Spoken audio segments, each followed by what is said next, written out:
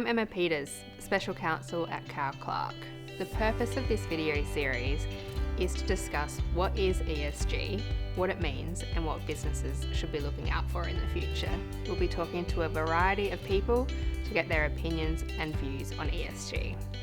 My name's Stephen Slimming. I'm a lawyer in the corporate and commercial team at Cal Clark. My name is Kate Lawson and I am the Digital Solutions Manager at Cal Clark. So my name's Finn McIntyre and I'm a law clerk at Cal Clark and I also work in the Digital Solutions team. So ESG is an umbrella term to describe a range of metrics that assess how responsible and sustainable an entity is. I think it's easiest to consider ESG in its three components. So the environmental component considers how an entity treats the planet, the social component considers how an entity treats people, and the governance component considers how an entity is run. Effectively, it's encapsulating the consideration of the physical world and the social world, so keeping the community as stakeholders in mind. So ESG stands for environment, social and governance, and typically entities are assessed on their ESG. It's a combination of non-financial factors. So this can be all the way from their carbon footprint or carbon emissions down to their governance processes, their policies internally, and how entities conduct themselves in a social manner. As a consumer, I think ESG is important because it lends itself to more subconscious decision making in a lot of senses. But then from a business perspective, it's also important because it can really affect the bottom line, it can affect the way that consumers view your brand, and it can really be used as a strategic difference as well. There's been a big shift in society towards recognising things such as that we live in a finite planet. I think there's been movements towards gender and racial equality, and also the humane treatment of workers, for example. And you've also got consumers who more and more are focusing on this area and really keen to see that all entities are engaging with their corporate responsibilities. As lawyers, we have a duty to act in our clients' best interests, and I think that part of that for our corporate entities that we act for is making sure that they're aware of their obligations and what consumers and investors are expecting from an ESG perspective.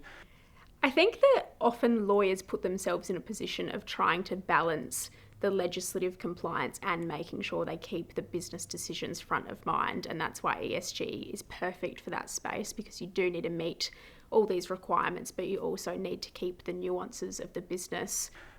Whilst technically a lot of this isn't legislated yet, having a broad understanding of this area is really important for businesses so they know how they need to perform in order to get the best results internally. I think ESG has brought about a lot of opportunities for law firms to advise their own clients on how to implement ESG initiatives. For the social component of ESG, they could engage in pro bono work, have really comprehensive employee policies, such as a sexual harassment policy or a work health and safety policy, for example. I know for Cal Clark particularly, one of the primary ways that we've identified that we can perform is with the environmental aspect.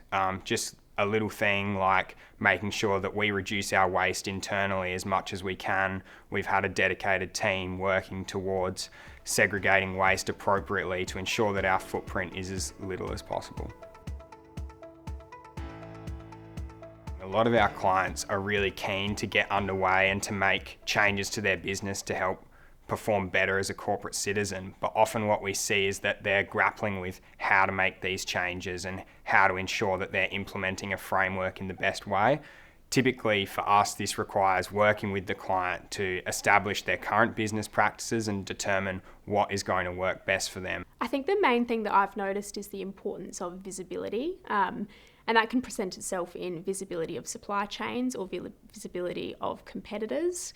And you might have that visibility in some sense, but if you're not reporting on it in the right way or you're not using it strategically, you can't really use it at all. I think a lot of clients are looking to meet the consumer demand that we're seeing for entities to engage in responsible and sustainable activities. I see the future being a little bit forced by legislation, so we're seeing these changes slowly coming in, and that will change slowly over time. But the thing that I'm most excited to see happen is the people that are doing a good job almost being championed in doing that and really being able to use it as their competitive advantage, being recognised for the work that they do, and have it turn into real value for them. Most of the pressure is going to continue to come from consumers, whilst there might be some legislative changes that require businesses to take certain steps. It's probably going to become very ingrained in the law, similar to how we just expect compliance with, say, the Australian consumer law, or we expect companies to release annual financial reports. I think this will be the same for ESG because the demand from consumers isn't going anywhere. I've really enjoyed working in the ESG space, and as we've seen even in the last 6 months, the way that the space is evolving and changing has been really exciting, particularly as a young practitioner learning more and being able to address these changes as they happen. And for our clients, being able to provide more advice and being able to be on top of what's going on has been really important.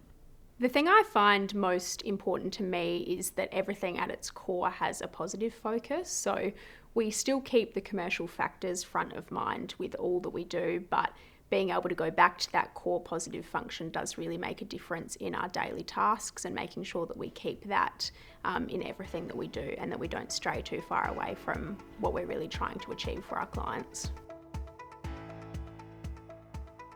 I didn't necessarily think about these things when I was younger, and you would, shop for what you can afford when you can. But now knowing what we know about what is sadly common in manufacturing. I think as well you become aware of the way that particular entities and corporations can phrase things that might make it sound like they're doing a lot, but when you really look into it, there's perhaps not as much action as you might have expected. And this is probably just from the amount of time that I've spent looking at statements made by businesses in this area. Yeah, I think it has, particularly because it's been really inspiring to see how much consumerism can drive change, especially when it comes to big businesses.